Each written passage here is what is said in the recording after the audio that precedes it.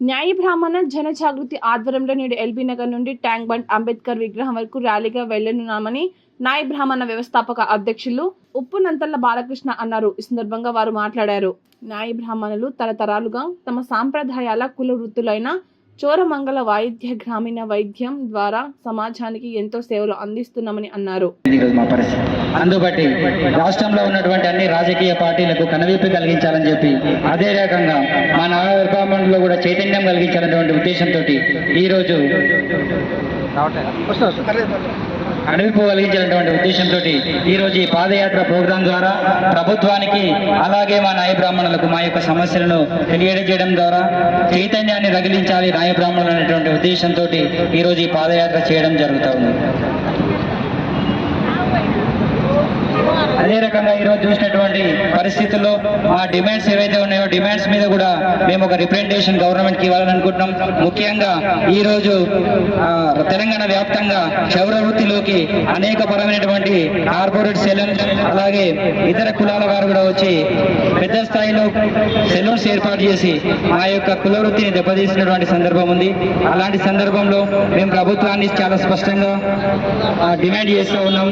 ఈ సందర్భంగా ఎవరికి ఏ షాపు ఇలాంటి సెలూన్ కు పర్మిషన్ ఇచ్చేయాలన్నా కూడా ఒక ఎంఆర్ఓ ద్వారా కానీ మున్సిపల్ ఆఫీస్ ద్వారా కానీ అదే రకంగా గ్రామ స్థాయిలో పంచాయత్ సెక్రటరీ ద్వారా కానీ ట్రేడ్ లైసెన్స్ బిజినెస్ లైసెన్స్ లాంటిది ఏర్పాటు చేసి ఆ లైసెన్స్ ఇష్యూ చేసినటువంటి సందర్భంలో కులం సర్టిఫికేట్ బేస్ చేసుకొని లైసెన్స్ ఇవ్వాలంటే ప్రధానమైనటువంటి డిమాండ్ మేము ఈరోజు ప్రభుత్వం ముందు పెట్టడం జరుగుతుంది.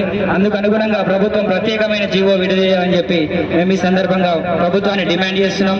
అంతేకాకుండా 50 సంవత్సరాలు నిండినటువంటి ప్రతి న్యాయ బ్రాహ్మణ్ణి కూడా పెన్షన్ ఇచ్చి అతని కుటుంబాన్ని ఆదుకోవాలని చెప్పి మేము డిమాండ్ చేస్తున్నాం. అన్నిటికంటే ముఖ్యంగా జనాభా ప్రాతిపదికన తక్కువ ఉన్నాం కాబట్టి రాజకీయ అవకాశాలు రావట్లేదు. అందుబట్టి దేవాలయాల్లో దేవాదాయ శాఖ పరిధిలో నడుస్తున్నటువంటి అన్ని దేవాలయాల్లో కూడా దేవాలయ కమిటీలు ఉంటాయి. అలాంటి దేవాలయ కమిటీల్లో మా న్యాయ బ్రాహ్మణులకు ప్రత్యేకంగా చోటు కల్పించి న్యాయ బ్రాహ్మణులకు అలాగే దేవాలయాలకు భక్తులకు అనుసంధానంగా వ్యవహరించే విధంగా ఏర్పాటు చేయాలని చెప్పి ఈ సందర్భంగా డిమాండ్ చేస్తున్నాం. అంతేకాకుండా రాష్ట్ర ప్రభుత్వం ఏ ప్రభుత్వం మారినప్పటికీ కూడా ప్రభుత్వాలు ఏ వచ్చినప్పటికీ కూడా మా న్యాయ బ్రాహ్మణులకు ప్రభుత్వంలో నామినేటెడ్ పోస్టులు ఇచ్చి ఆర్థిక రాజకీయ సామాజిక సమతుల్యత పాటించాలని చెప్పి ఈ సందర్భంగా ప్రభుత్వాన్ని డిమాండ్ చేస్తున్నాం. అంతేకాకుండా గతంలో రెవెన్యూ డిపార్ట్మెంట్ లో పోలీస్ డిపార్ట్మెంట్ లో కానీ హెల్త్ డిపార్ట్మెంట్ లో కానీ చాలా వరకు బార్బర్ పోస్టులు పెట్టుతుండేవాళ్ళు.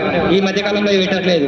అందుబట్టి ఇక్కడ నుంచి వచ్చేటటువంటి నోటిఫికేషన్స్ ఏవైనా సరే అందులో బార్బర్ పోస్టులను ప్రత్యేకంగా కేటాయించాలని చెప్పి ఈ సందర్భంగా డిమాండ్ చేస్తున్నాం. అదే రకంగా గతంలో మంత్రస్థాని వృత్తి మా న్యాయ బ్రాహ్మణుల మహిళలు చేసేవాళ్ళు. ఈ మధ్యకాలంలో ప్రభుత్వ ఆసుపత్రుల్లో ప్రసవాలు పెరిగిన తర్వాత గ్రామ స్థాయిలో మంత్రస్థానంలో పరిస్థితి మరీ దయనీయంగా మారింది. దీని వలన వారి ఉపాధి కరువైపోయి వేరే వేరే వృత్తుల్లోకి కూలి పని చేసుకోవడానికి వెళ్తున్నారు. అందుబట్టి మేము ప్రభుత్వాన్ని ఏం డిమాండ్ చేస్తున్నామంటే ఆశా వర్కర్లను ఏవైతే వాళ్ళు రిక్రూట్ చేస్తున్నారో అందులో సగం శాతం మా న్యాయ బ్రాహ్మణ మహిళలకు ఇచ్చే విధంగా నోటిఫికేషన్ ఇవ్వాలని చెప్పి ఈ సందర్భంగా డిమాండ్ చేస్తున్నాం.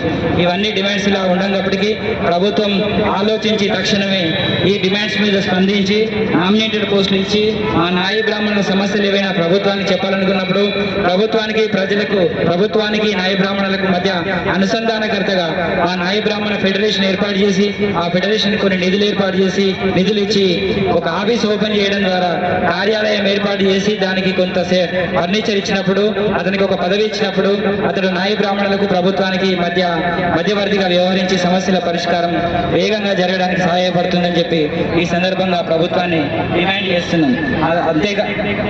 అంతేకాకుండా మా న్యాయ బ్రాహ్మణులు ఇక్కడికి కార్యక్రమానికి రాని వాళ్ళు ఎవరైతే ఉన్నారో రాష్ట్ర వ్యాప్తంగా ఉండి వివిధ మీడియా ద్వారా చూసిన వాళ్ళు ఎవరైతే ఉన్నారో వాళ్ళందరూ